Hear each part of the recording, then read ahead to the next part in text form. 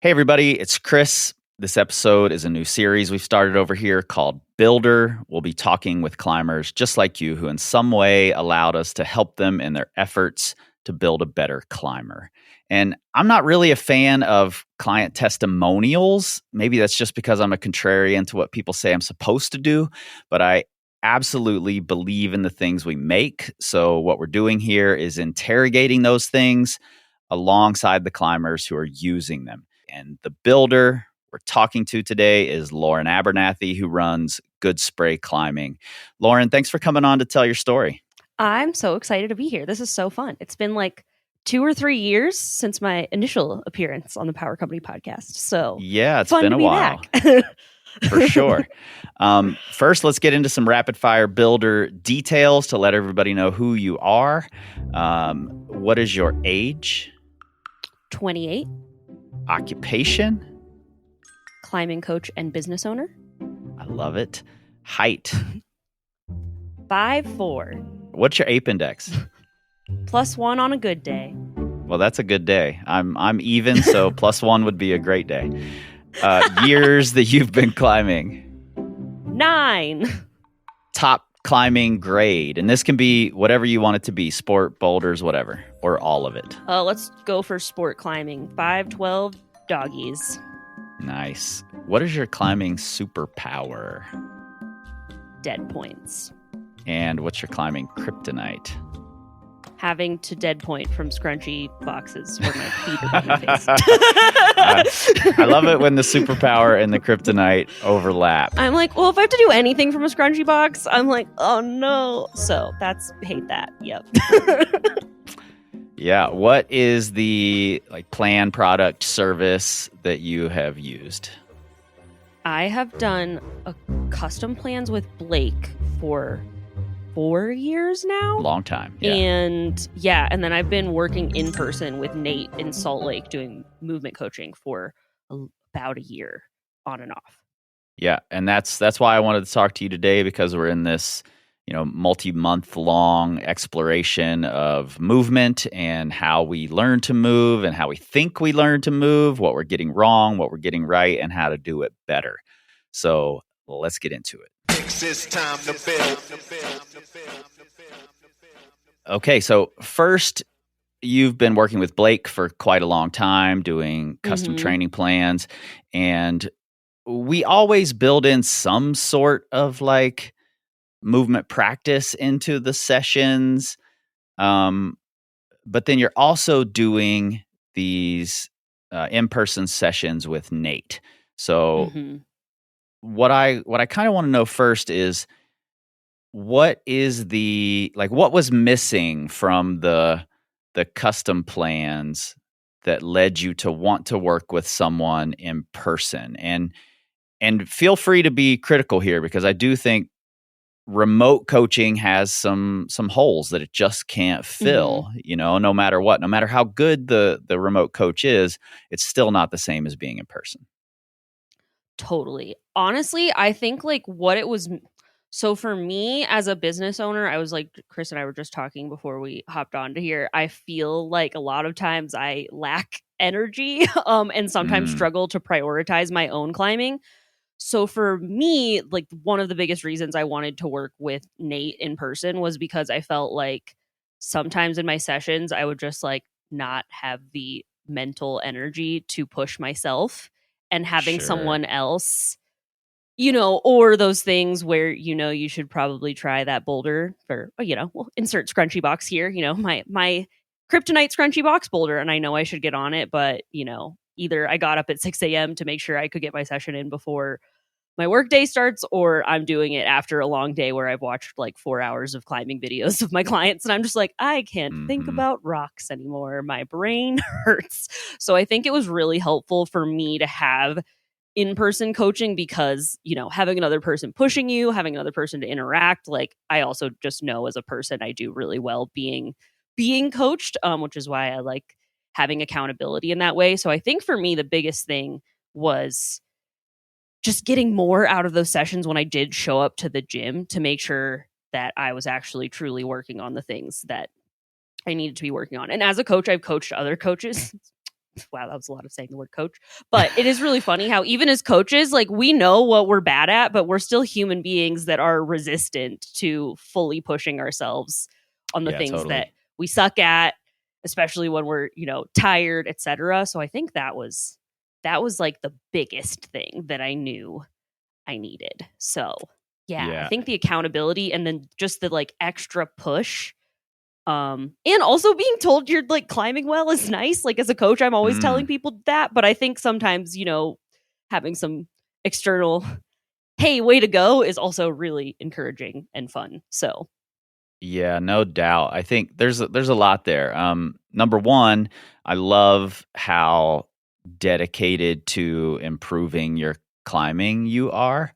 I think it's really easy to reach a level of like expertise, and I'm air quoting that here because I don't even know what that means, but um, to reach this level of expertise where you can then offer your expertise to other people and then just to get stagnant with your own climbing. I think that's a really mm, easy thing to do, especially when you're getting busy and it's like, I have to choose now. Do I put my time toward my own climbing or do I put my own time toward my clients? And very often, yep, as a business owner, as a coach, we put that time toward the clients and our own climbing suffers. So, uh, yep. having someone else, you know, looking at your climbing is a real benefit, I think. Yeah, it's really nice to be supported. Yeah. And also, something Nate and I have been talking about quite a bit lately is like on the wall awareness is this interesting thing that you might think you're good at it. We all think we're relatively good at it, but we hmm aren't aware of the things we aren't aware of. Like there are Yeah. things happening and we just don't know. Um, One of the best ways Oh, to yeah. see that is, video over time, but even better is someone standing there who's picking those things out and who can put you into situations to highlight those things, and put constraints in that makes that solution no longer effective so that you then have to do something different and learn something new. So having those eyes, I think, is really important. For sure. Another thing I think can be really helpful is I know as climbers, and I'm sure you talked about this or you will talk about it at some point during this movement series, but like simple single word phrases and cues, it's Mm, good to be able to give that to yourself while you're doing a move. But odds are you probably aren't going yelling chest up like in the middle of the gym as you're right. dead pointing to something. But when you have an external coach that's able to go, hey, I'm going to say this while you do this so that you remember and really, give this like small tweak that we're working on 100%. That's really big. Totally.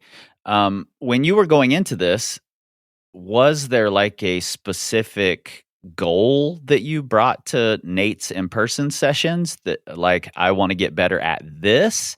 Or was it more like, I just want you to watch and tell me what I need to get better at? Yeah, I think it was more that one. I definitely came in very open-minded. I was probably, oh gosh, it was probably like February or March of last year when I knew that I was going into another summer of my wonderful ongoing project in Lander.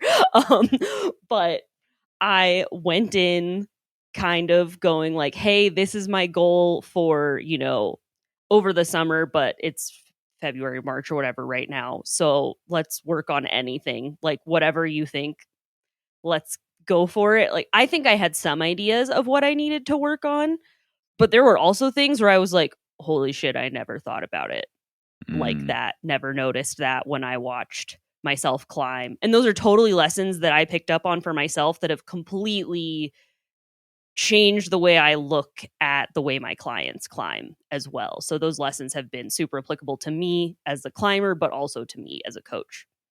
do you have any examples of those things? Ooh, okay. The one that honestly broke my brain the most was like climbing with closed versus open hips. And like, I've been climbing for a while. I found the hip shapes drill from you all like, I don't know, 2 or 3 years into climbing. So I'm Yeah. like, I know what closed hips are. Like, what are you talking about? Da da da. And I'm like, Nate, I like do both. I don't get what you're saying. He's like, but you don't like fully twist. And Yeah, basically, you are he was like, definitely a more square climber, I would say. oh, for sure. I'm work in progress. It's gotten a lot better. But like, yeah, I would. And Nate was like, you literally are still basically squared up, even when your hips are technically closed to the wall. And I was like, excuse me, elaborate, please. And so he kind of like, it's like, yeah, I'm talking about movement on climbing podcasts is hard. But, you know, like it was very interesting because essentially I wouldn't like fully like it was like my upper body and my hips had to be completely together and I needed to like let my upper body twist away from my lower body, which is also interesting because that's something that's like very critical in skiing as well. Mm, I'm a skier, and so like allowing your upper body to be like separated from your lower body and like yeah. twist is really important in skiing too. So it's interesting that that's just something where, you know, I think maybe it was ballet class that was like, no, it all has to be perfectly aligned and like stuck together or whatever. Sure, But sure. yeah, so that was really interesting to kind of realize that although my hips technically were closed to the wall, I wasn't fully twisting and fully getting as much out of those closed hip positions as I could have Mhm. been. And that definitely has been a major thing that we worked on. And I think I've made good bit of progress in that department. But that was something really interesting where, you know, on the surface, you can be like, oh, yeah, like their hips are open to the wall, their hips are closed to the wall, like next. But it's like, no, but are you fully twisted or not? And are you fully leveraging that? So that's one example that was kind of detailed that I thought was really interesting that I learned very fast. So, Yeah, I think that's super interesting. To put that into some of the terminology that we've been using these last few weeks, that's largely coming from like the ecological approach to movement learning and skill acquisition. Is when a climber looks at the wall or steps onto the wall, they perceive specific affordances, and those affordances, which are essentially opportunities to act on their environment.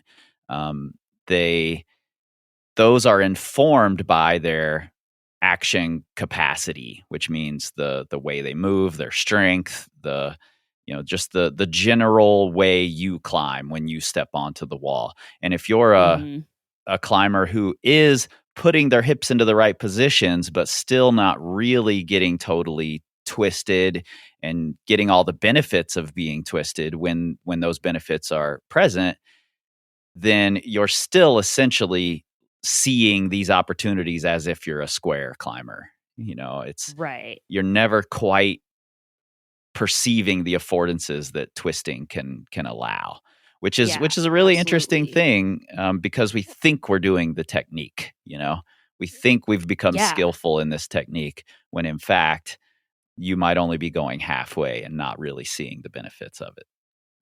100%. It's so interesting where, you know, I think if something's not working in a certain position, like maybe like a good climber would go, okay, this position isn't working. I need to try a totally different position.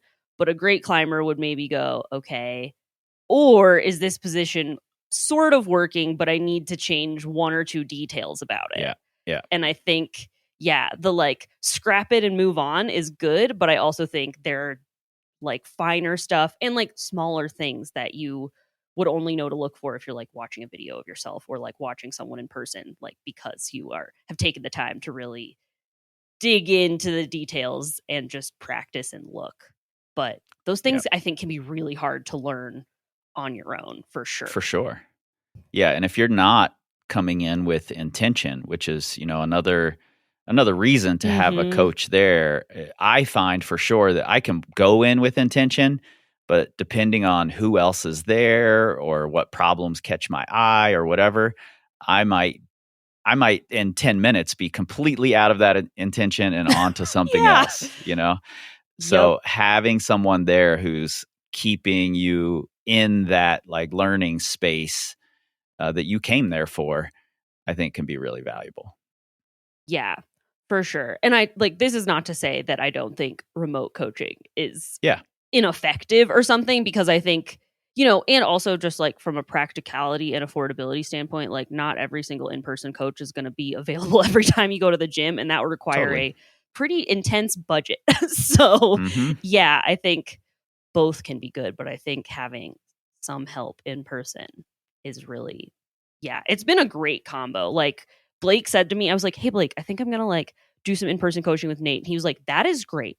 He was like, that is awesome. I am thrilled. I wish every single one of my clients could have an in-person session with like me or another coach that was good every single week. And I tell my clients that too, but I also feel like quality in-person coaching is not, It's doesn't tough. feel super widely available across Yeah, it's the tough. country I've at the worked with a moment. lot of So coaches, and I see, and I'm trying to change this. I'm probably harping on it too much over the years, but the thing I see most coaches do is hand out beta. Have you tried this? Have you tried this? Oh, look, you were just successful. Yay, us. That's sort of how I see it working a lot of the time, and I don't think it's an intentional thing. Like the coach is just a no, bad coach. I think it's just what we've been taught as climbers. Here's how you help someone perform better. But performance and learning are two totally different things. yeah. It's actually been super impressive. Like there have been sessions, because I know as a coach and with video, like giving video feedback, I feel like sometimes I really have to alternate between, I'm very conscientious to alternate between giving away the answers and just being like, try this, and, Yeah. letting the struggle happen and asking good questions. But Nate it's very impressive to me as a coach. Nate Does he will frustrate literally, you? uh, like I wouldn't say he frustrates me, but I always have to leave like a good amount of buffer after our sessions because my brain hurts so bad. But I tell my clients that I'm like, in a skills session, I want you to leave like with your body. Like I'm like, I want your brain to kind of hurt because you're thinking Mm-hmm. and trying to be intentional. And I feel like my brain hurts a lot because Nate will like, it's also funny because there'll be things where like he will let me struggle for like a half an hour, and then I will eventually figure it out. And it's something that's like so simple. And I'm like, oh, a lesser coach than you would have had a very hard time watching someone struggle for 30 minutes on something that's like Yeah. a really simple fix. But Nate will like let me deal. And I think it's really nice, but and impressive. And I'm impressed with his ability to like, struggle like his like tolerance for letting clients struggle, I think is a really good thing. And I am impressed by that because as a coach, I definitely let the struggle happen, and I will let people like scratch their heads on problems for, uh, you know, 2 or 3 sessions sometimes before I really like, I'm like, okay, you've suffered enough. Let me tell you what needs to Yeah. happen. But yeah, I like try to like, it's like everyone has a struggle meter, and I'm like, okay, I try to keep it like at a, good level as we're going. But yeah, it's hard to do. It can feel bad to have the answer of what's going to fix it and not tell people, but that's what you need to do. You need to learn to temper yourself. And I think my biggest, okay, I feel like, Kris, I feel like you've probably seen this. I've been starting to go to this is a rant, but we're just doing it. Rant. Do I've it. been going to a normal, one of my athletes calls weightlifting gyms that are not climbing gyms, like, a Planet Fitness or whatever. I think it's like an EOS. But I've been going, he calls them Muggle gyms. So I've been going to a Muggle gym. And I think that's so funny. That's I'm perfect. like, yes, Yeah. this completely encapsulates how I feel at like a Of normal course, ass one of gym. your clients calls it a Muggle gym. That makes Yeah, total of course. sense. Yes, we have like my clients were all fantasy book nerds. I don't know how this happened, but like I'm like, I just have my Goodreads account like open when I'm doing client feedback, because sometimes people be like, "Hey, Lauren, not climbing related, but like you should really read this book," and I'm like, "Thank you, perfect." But like, so I've been going to a Muggle gym, and it's something I keep seeing. There's like a lot of like college kids that go to this gym, or at Yeah. least I assume they're college kids, And they're all bench pressing. and right, no, they're not. I don't know what they're doing. They're like chatting. They're like, it's the mall. They're flirting. I don't know what's going on. I I love saw it. a girl working out in a strapless top, and I was like, tell me how. What magic glue are you using? This is wild, college girl. Like a strapless top in It's amazing. And everyone's hair looks good. Yeah, listen, these college kids know how to fashion, but they also sure do know how to like flirt with each other. And I don't know what the fuck they're doing to get better at anything. But okay, so anyways, what I see in the gym a lot is like insert college boy here who is like quote teaching his girlfriend about the gym, but she's not doing anything. He's just like showing her how he can do pull-ups. Yeah, amazing. And I'm like, are you helping her, or do you just feel like really smart and strong and like you're impressing someone? And I feel like the epitome of bad coaching is doing so much talking and doing not a lot of actually helping someone learn anything. Yeah. And then really good coaching looks like asking a lot of questions that help lead your client to where they want to get, but not, always giving it away. So yeah, your coach. Okay, side thing. The coaching for mastery course is really good. If you're an aspiring climbing coach, you should definitely take that course and you'll be really good at stuff. Kris did not tell me to say that, but it's very good. Nate is definitely good at allowing the struggle, is where I was going with that. But also, if you're a college girl that wants to learn how to lift, maybe find another girl that knows how to lift and don't try to learn from your boyfriend. I love it.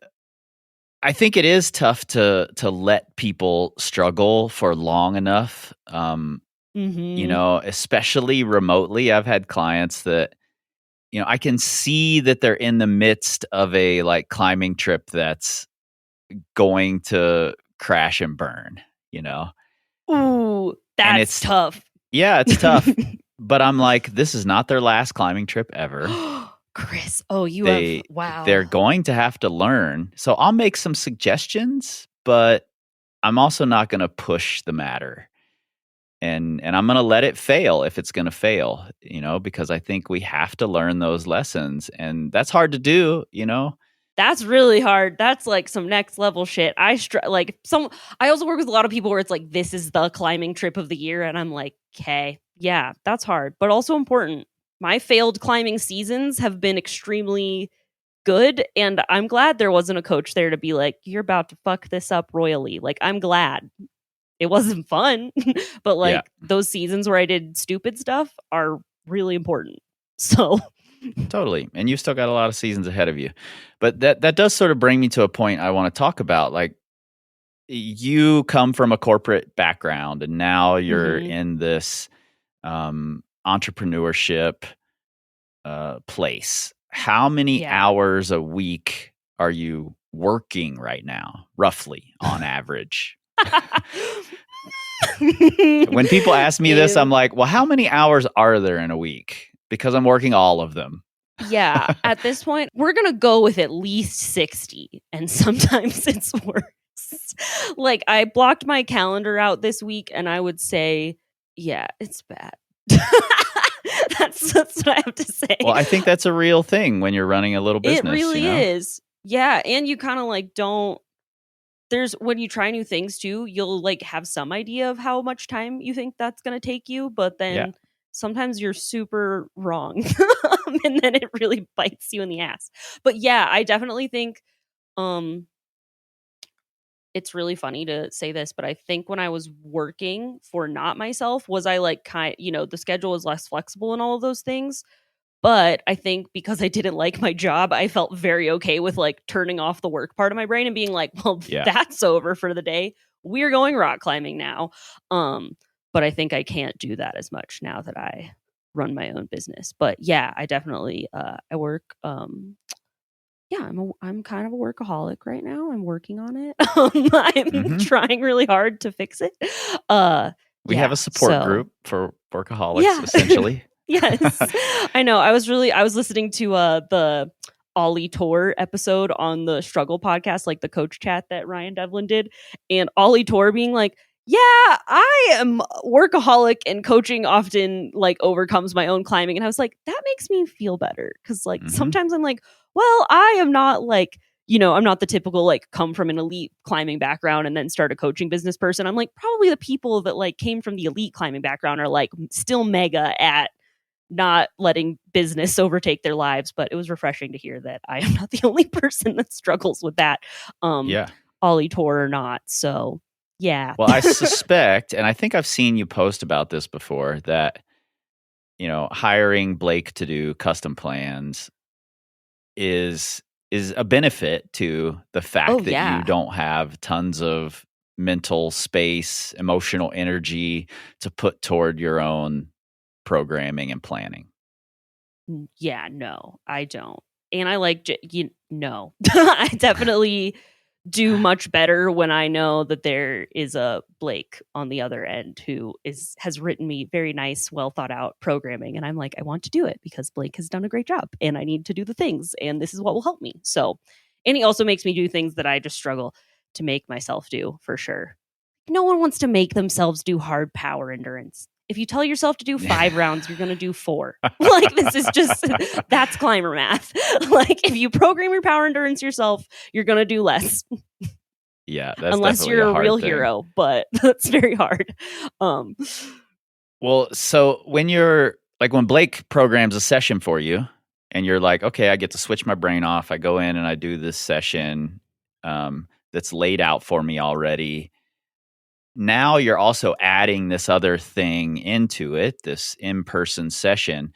So I kind of want to talk about how we're fitting that into your busy life and how those sessions are fitting in with also climbing outside or skiing outside, other things that are taking away from work time. So are you doing these in-person sessions like alongside at the same time as your sessions that Blake is programming? Yeah. So usually I will like this is actually a good example because we're in like the second part of our like 12-week training block together. And so in the first half, I would kind of just Blake was like, hey Blake, I'm still doing sessions with Nate. And his thought was just, either do your Nate sessions on top of the programming I gave you. And if that means that we're doing, less sessions in a week, then that's fine. If 1 week is, actually more 8 or 9 days, it is what it is. Or if you feel like what you did with Nate, replaces something, like if what you did with Nate was basically limit bouldering, you can just kind of call that your limit boulder session for the week. So that's sort of like 2 ways that I've been able to couple it that way. This block, we're just kind of like calling it its own separate thing. And then I've kind of like, basically I'm doing like a Nate session every other week on top of my training with Blake and going skiing.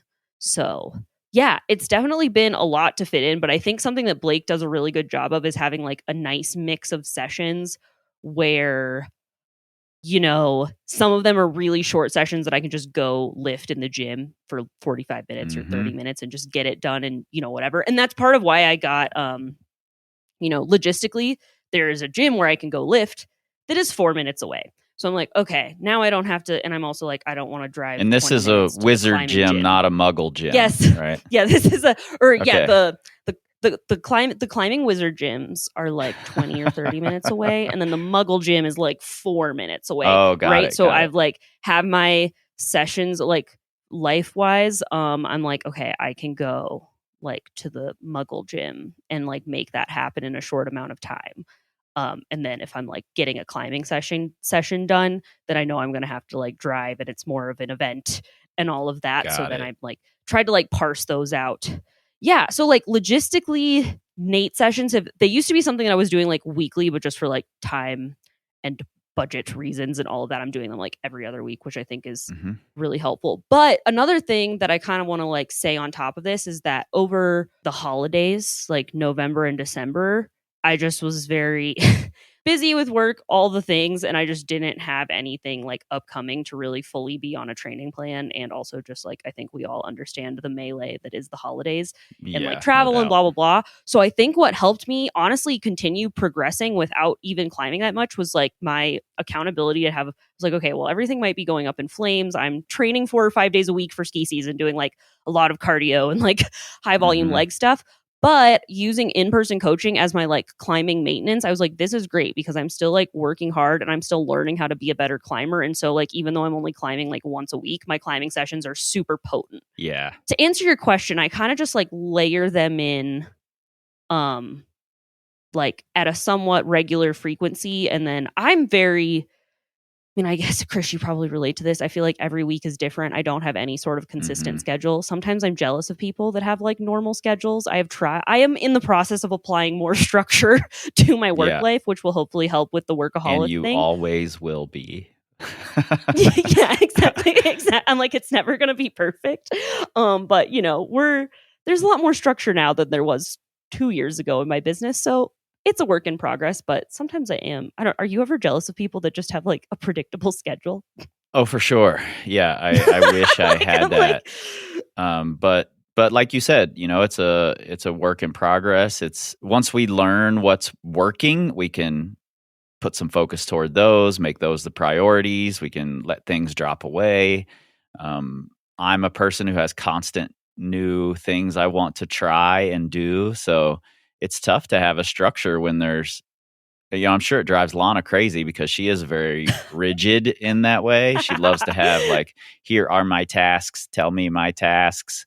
And I'm like, hey, I'm throwing this whole new thing in. And then next week, we're going to throw another new thing in. It's going to be fun. You're like, welcome to my brain. You're just living in it. Yeah. Yeah. Structure's tough in an ever evolving business. Yeah, for sure. So I think like having, flexible programming from Blake that I can kind of like move around and do what makes sense. And also something I really appreciate about Blake is this past training block, I knew work was going to be like crazy. And I was like, you know what feels like a reasonable goal is trying to do like 80% of what I technically should, quote, should do based on like what Blake has laid out. And also it's ski season right now in Salt Lake. So I'm trying to do that because I did train my ass off through the fall so that I could ski really hard. And that's also fun too. I think the other fun thing about being an outdoor athlete is we're chasing good conditions. We're chasing good weather. So fun in air quotes. Yeah, it's fun. I think learning how to deal with a flexible schedule is like maybe another superpower that every climber should try to develop, because I think if you can develop flexibility instead of feeling like everything has to be really rigid, especially in an outdoor oriented sport, I think that's really helpful. But yeah, that's what I really like that about Blake's programming. I mean, I think I'm definitely like a motivated client, and me not getting my sessions done is not for lack of me wanting to. I definitely think there's something different to be said for like a person who's in a space where like learning, exercise consistency and like learning to like stick with things is a different beast and totally a valid struggle as well. But I think Blake is very good about like not shaming me. And I was like, Blake, my goal was to complete 80% of my sessions. And I did while like going skiing. And he's like, that's great. You did your climbing training. You tried hard. You had a life. Like, good job. You did it. And that always makes me feel nice. And it's like really helpful to have someone be like, good job. Like, you have done the thing. Yeah, that's important.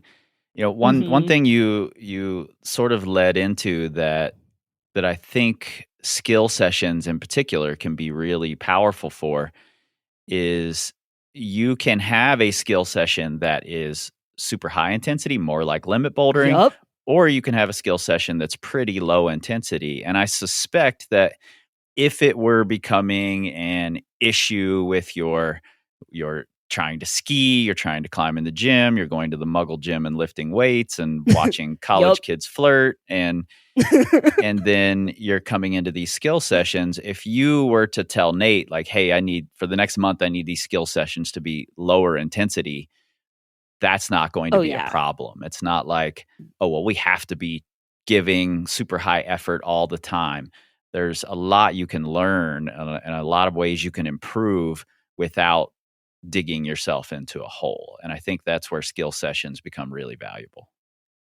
I think especially I think they're super valuable. It's so funny because I've been giving them to a lot of my athletes, and I think a lot of them, they've been a little bit resistant to them. I think it's just because it's like something new. And also I feel like,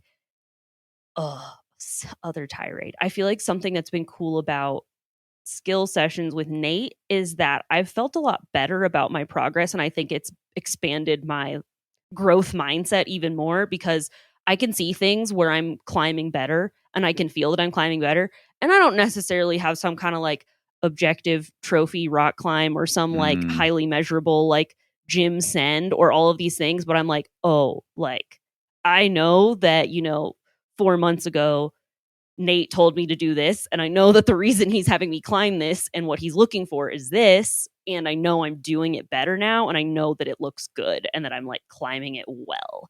And that feels a lot, that feels like progress, and that feels really good, and I think that's helped me feel less stressed out about being like, oh my God, I'm this many years into climbing and I should have climbed like XYZ and like blah, blah, blah. And it's like, yeah, I think like you've told me this before, but you're always like, okay, but you've also been like building a business and all these things. But for some reason, everyone expects coaches to be like the perfect coach and also spend 200 days outside a year and also be able to like do a one-arm pull-up. And I'm like, I am one human that is trying to help a lot of people.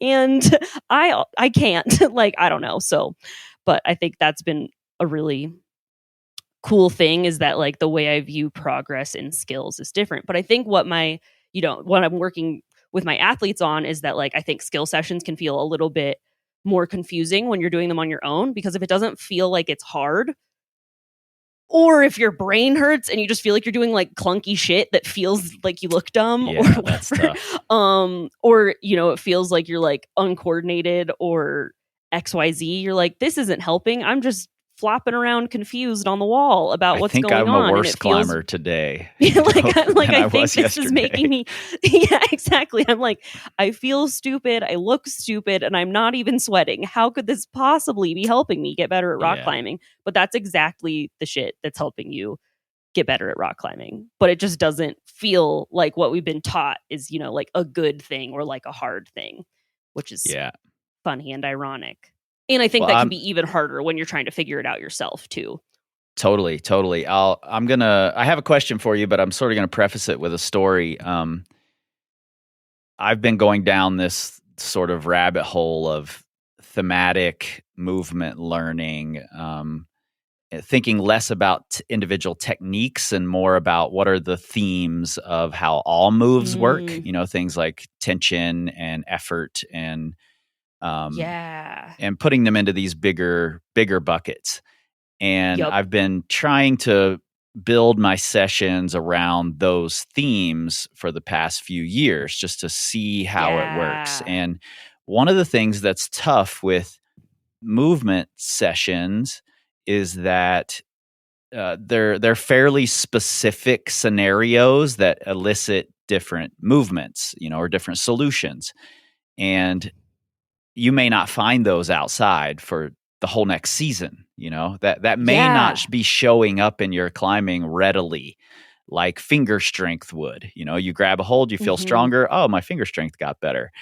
Movement is a little more amorphous, But I had a situation the other day where it was cold outside. It was too cold to try my project because I was just going to numb out on the second bolt. It's all crimps for 50 feet. There's no rest. There's no chalking. There's no nothing. You just bear down on holds over and over. So I'm going to numb out immediately. So I'm like, well, I'll go up this other thing next to it that's hard as well. And I want to check it out so that maybe it's a future project.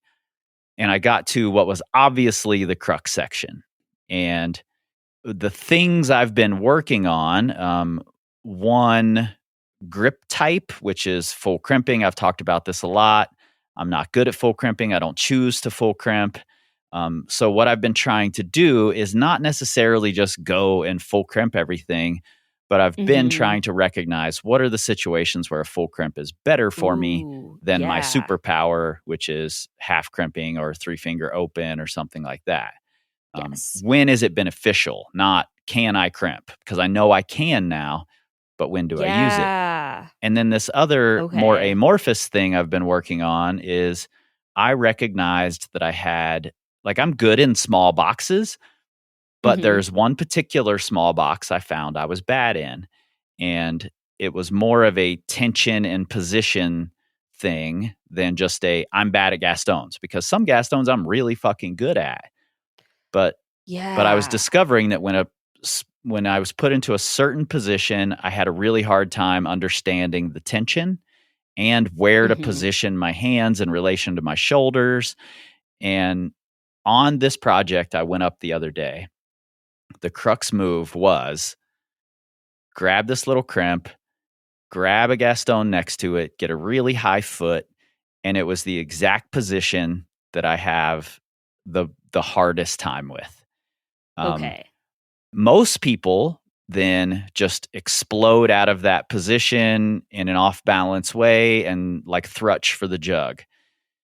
And I Okay. knew that, and I tried that, and I was like, oh, that I could do that. I did it first try. I can do that move, but I think there's a better way that will set me up better. And I just started Huh. exploring, and I was holding this crimp open-handed because there was a perfect thumb really low. And I tried the Okay. move, and I was like, oh, that doesn't really work. Let me hold that hold different. And I found another thumb that puts me in full crimp. And then all of a Okay. sudden, I found the tension and did the move, and I did it a couple more times and climbed through, linked it to the top. And then Oh, when I came sick. down, I was thinking about it, and I was like, that's like the perfect visual, the perfect moment for what I've been practicing for the last 3 years. 3 years ago, I never would have found the full crimp. I would have kept the open Mm-hmm. hand and the low thumb Yeah. because I was positive that's my superpower. And rather than finding the tension for the Gaston, I would have just smeared a foot and thrutched for the Made it. jug like almost everyone else does. But I Yeah. found this really cool, super repeatable way that felt really in control to do this move. But that's the first time all of this practice has shown up in one spot for me. So, Yeah.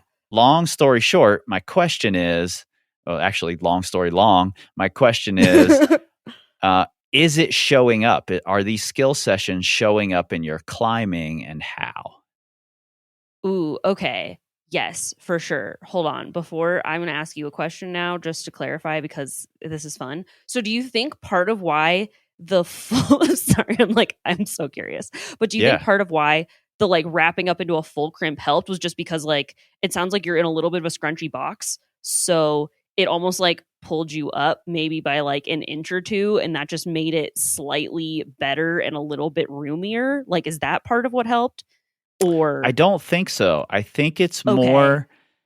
I think it's more a like I am good at feeling like I'm in control Mhm. in scenarios where most people feel out of control and Okay. thrutchy. I feel like I can control Yeah, that tension really well. for sure. But because this was in a small little box, the the little bit of momentum that I use wasn't useful. And Okay. and I needed to lock everything down tight for Okay. this particular scenario. Like all the holds are in a very small little Gotcha, sphere. gotcha. Okay. And my normal is to like be a little lerpy, and I control that really Mhm. well. That was not always my normal. Again, that became my normal through lots of practice, to be lerpy instead of just super rigid and static when I was a trad climber. But Mhm. that lerpiness was not going to be helpful in this scenario. It was bad feet, Okay. tiny crimp, Gaston that was giving me nothing until I got my left foot really high, almost to the same level as my hand. Um, Okay. and and because of that, I just needed that tension that I think the full crimp allowed me. Whereas the open hand Yeah. almost leads me into being a little more lerpy. I can still lock it down, but in this scenario, it just wasn't. And the Yeah, yeah. win was Okay. that I came across that quickly, as opposed to I need to watch 10 people do it. Oh, they're all full crimping. Let me try the full crimp. Um, this was I'm in this spot for 5 minutes trying different things, and I found the solution for me all in ways that I would not have gone 3 years ago. Yeah. Okay, cool. Yeah, I think, like, the number of years I got away with being absolutely awful at heel hooks is, like, pretty funny, honestly. Like, I don't know how I did it. I got really good at I think, like, part of me getting really good at dead pointing was that instead of heel hooking something, I could just push off of whatever and kinda, like, Mm, jump, latch on, and make it work. Um, Even in situations where that was not the most efficient way or necessary, yeah. honestly, but I think I just got so good at that that I was able to kinda, like, circumvent the beauty and delight that is heel hooks. But so that was a big thing that I realized on a trip with my friend and podcast co-host Caitlin. Like when I went to Waco, I was like, oh, this ain't gonna work. Like it was like everything was a heel hook, and I was like, this is my heel hook wake up call. Like I need to stop being in denial. But now I think like I just do it automatically, and it feels so much more chill. Like the first time you just like do a thing on a flash go, and it wasn't something you thought you would, or Yeah. whatever, like it just automatically happens, and you're like, that was a good one. That was on something small. Like I have intuited whatever. And also, I think to your point about it's almost like a two-part thing where it's like, one, you have to be able to recognize if this is a situation where you're going to need that skill. And then two, you actually have to do it. And that's something that I think has been really interesting. Like I've done a little bit of in-person coaching with people lately, and something really interesting with people that, just to keep using heel hooks as an example, because I think it's very tangible. That's something where, I'll ask them, I'll like say everything. Like I'll be like, I will ask them like 20 questions to Sunday about whatever. And they just still won't arrive that the heel hook is the beta. And I'm like, you just don't see it yet. Like you don't see it yet. And that's like a big problem. It's like seeing it first is a big thing. And that's something I'm coaching a lot of athletes on with like toe hooks too. Like there's just certain stuff where like you have to learn to see the opportunities, and then you also have to like know the skill in order to do it. So I think it's been cool to see that happening with heel hooks for me. And then, oh man, another thing that's been really interesting is keeping my feet on when I dead point is another thing, because I think as the holds get smaller and things get more difficult, but I think I've learned to like, I don't know, like use my hips and almost like scoop into the wall in a different way than I had before. Like instead of just like launching, it's more like a go up and then pull my toe in to holds. And that's something that Nate and I have been working on, but now I'm starting to recognize it and do it more automatically. Especially on the moon board, that feels like a place where that kind of like pull in, like almost like talon into the wall while you're dead pointing so that your feet stay on, even if you're really stretched out, is kind of another skill that has been popping up and that I've been doing more easily. So there's definitely been those things. And that's what's been making me a lot more psyched about rock climbing, and just honestly a lot less stressed out about feeling like I have to like hit certain objectives or like climb certain things. I'm like, no, I can like see I'm getting better. And that's just a lot more fun than only using grade. Like truly. And like I know like we've all said this and blah blah blah, but like truly so much more fun than trying to just see progress in terms of, what grades we're climbing. Yeah, I just put out a newsletter this morning talking about what we value in climbing movement, and I think it shows up here in that yes, I've been working on these things for several years in the gym, but when I go outside and pick a project, I'm picking things that don't involve these things I'm bad at. I'm like, oh, little crimps, fuck that. Nope. No, give me big you. slopers or 2-finger pockets. That's what I want. So now that I'm leaning into more of these things, like the last 3 things I've sent all had tiny little things that I full crimped. Hell yeah. The 13B I sent a couple of weeks ago had 5 full crimps in a row. That's more times dope. than I've full crimped in my entire climbing career, all in a row. Yeah, that sounds really tiring. Good job. It was very tiring. But you have to lean into those things outside, the things that you're bad at, the things that you avoid, the things that you maybe don't value in the same way, in order to have those things show up. And I think that's a step a lot of people miss, is trying the things in performance as opposed to just in practice. Yeah, for sure. And also, I'm like going back to, this just reminds me, I'm going back to Moe's Valley in a couple of weeks. And I don't know if it's going to happen, but I feel like I've gotten so much better at a lot of the things that were potentially keeping me from sending this boulder that I was working on down there. And I'm like, whatever happens, I'm really excited to go and try some things out, and it'll be really fun.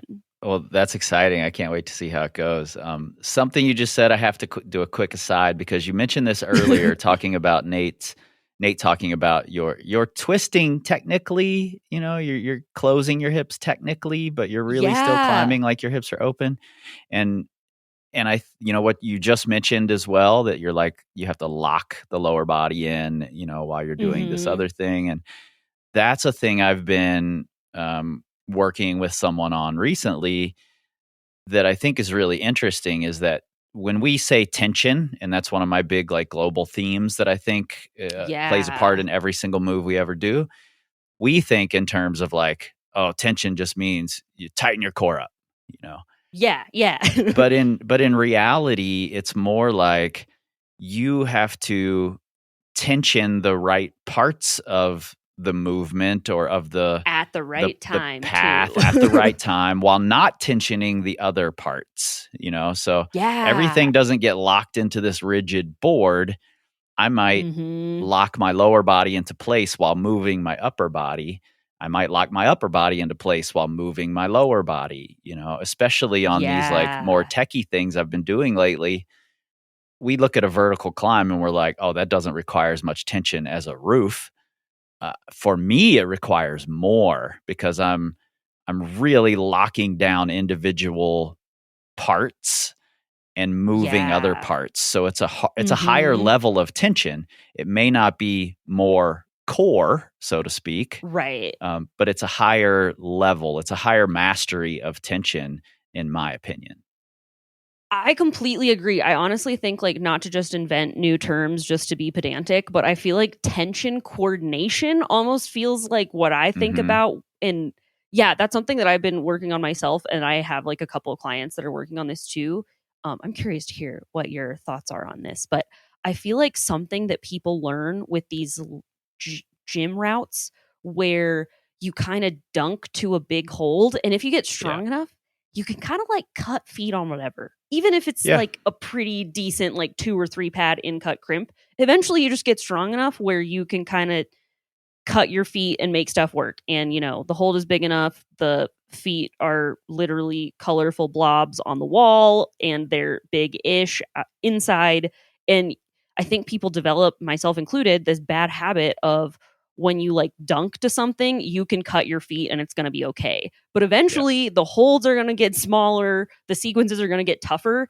And you having this automatic response of like, if I'm dead pointing, I can let my lower body go slack while my upper body, it's like your upper body's moving and then you let the lower body tension go. And I think relearning how to keep your lower body just as tight, if not tighter, while your upper body's moving is so like pat your head while you rub your tummy. And it's Yeah. really weird. And I think it's a hard thing to learn and a hard habit to break if you're used to the like dunk and cut style of climbing that Yeah. happens. And I think also as a short person, that's happened to me even more in the gym, just because, like, sometimes there are not footholds where you're legitimately going to be able to reach, or where if you did, it's maybe actually easier to just cut your feet instead of trying to keep a bunch of tension. But eventually, you know, that's going to run out. Do you have any? Okay, while we're talking about this, what are some of your favorite ways to like coach that kind of tension coordination? For me, especially these days, it mostly comes down to constraints. Like if Mm, I want to put constraints in place as often as possible that lead the right. climber to the solution instead of Yeah. telling them how to get to the solution. Okay. Um, so I think things like really small feet are super valuable. If you have a Okay. home Ooh, wall, yeah, yeah. the gym is not going to have that available. But the constraint that might be in place there is the feet are small enough that if you cut feet, it's really hard to get them back on. And then Oh, you're okay. campusing on things you can't campus on. So Right. And then that sucks. So, yeah, okay. so not I'm not necessarily saying you have to keep your feet on, but I'm making it a more efficient solution Attractive. if you do. Yeah, Interesting. a more attractive Okay. solution if you do keep your feet on, because then you're Mhm. able to do the next move rather than just having to drop off the wall because you can't get your foot back on. So I try to put those sorts of constraints in place. Um, That's fun. there might also be a way to the problem of like going into a commercial gym and trying to do this is that all the feet are gigantic. And the feet that look small aren't actually small. Like they just are the Yeah. smallest of the big feet, but outside you'd be psyched on this hold. Yeah. Right. You're set up to learn this way of like, I can be loosey goosey and do all the moves.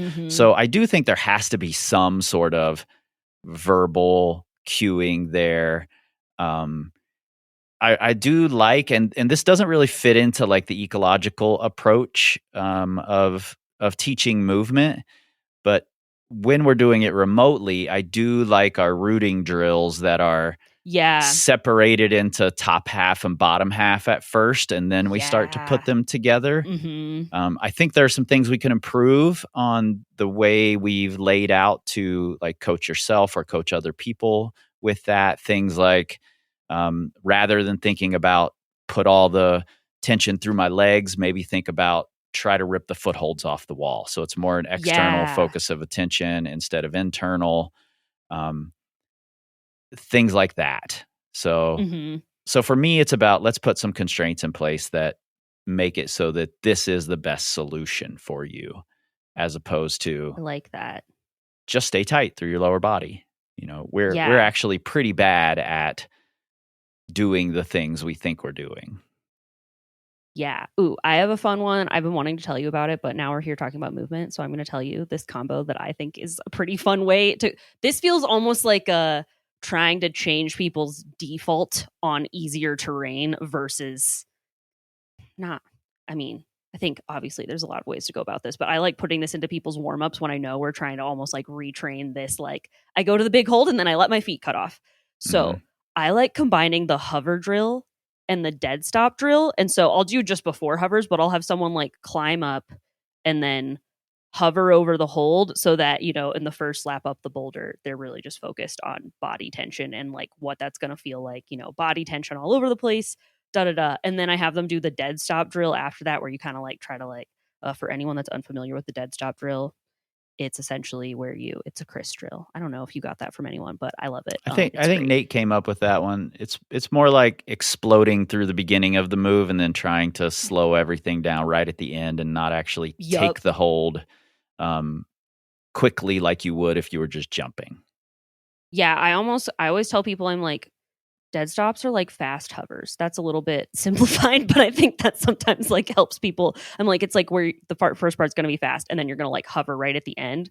But I think that one is a fun combo. I also really like things where you like combine two drills and then you have someone like climb the same problem like two times in a row on that. Like Blake's definitely had me do that with rooting, where I'll do like rooting feet, rooting arms on the same boulder, and then like root it all together. And I think that can be a really fun combination way to program. Yeah, totally. That one really exploits the cycling of tension as opposed to just create all the tension. You know, it's more like you have to release like all this tension to explode.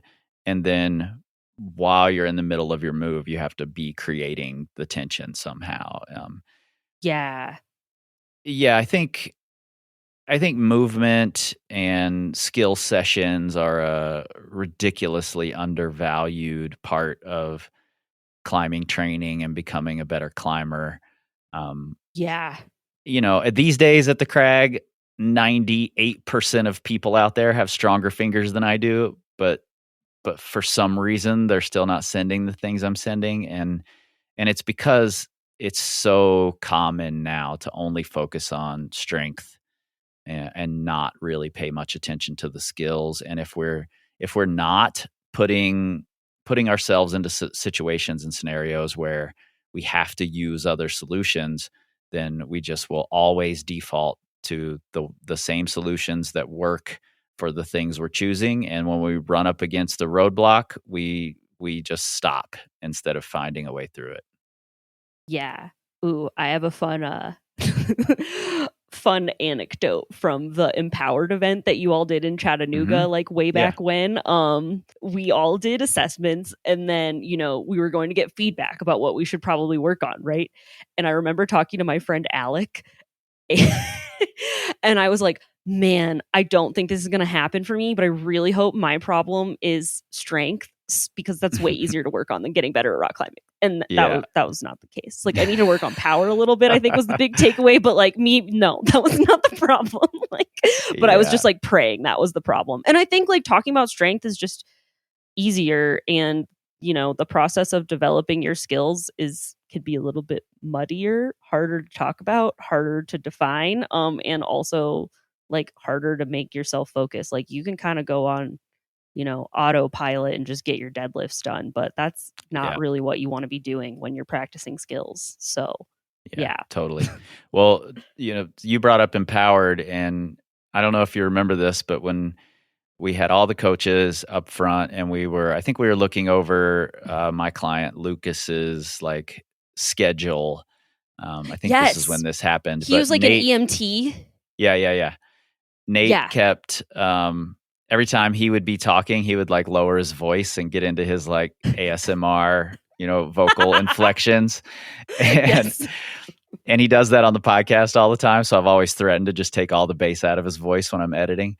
But does he do that in person sessions too? I have to watch out. I don't think so. I have to watch out for it. Just curious. Maybe if Nate's got like a good monologue coming on potentially, good like. Nate loves the monologue. Sit down, children. You're about to learn about the path of least resistance. I'll give you the secret clue to know when he's about to do it, because I've edited his vocals for so long now. When Nate goes, that means he's about to drop into his deeper ASMR voice and go into a monologue. So next time you hear him do that, you know what's coming. I love it. That's a good cue. I'll know. I'll be like, perfect. I will take my shoes off now. We will not be rock climbing for a second. Excellent.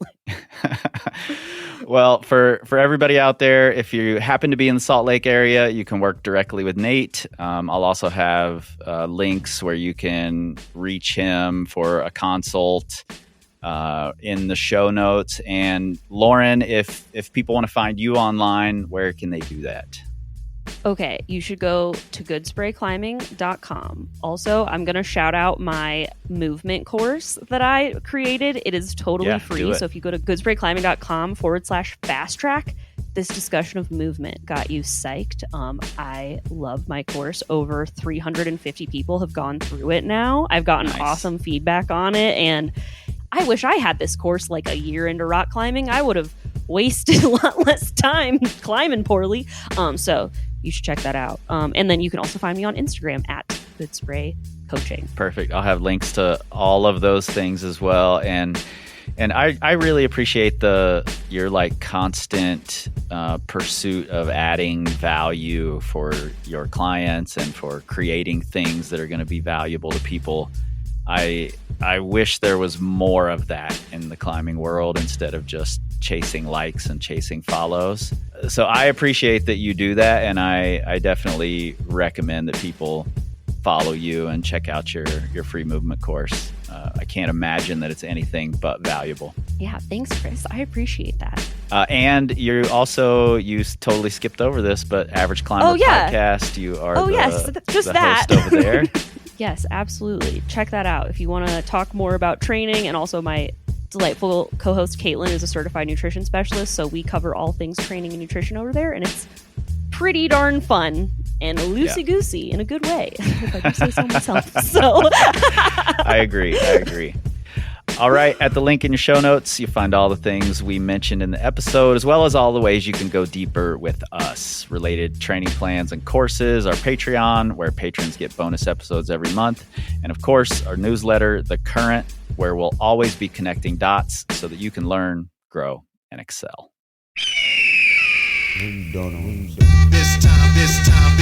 This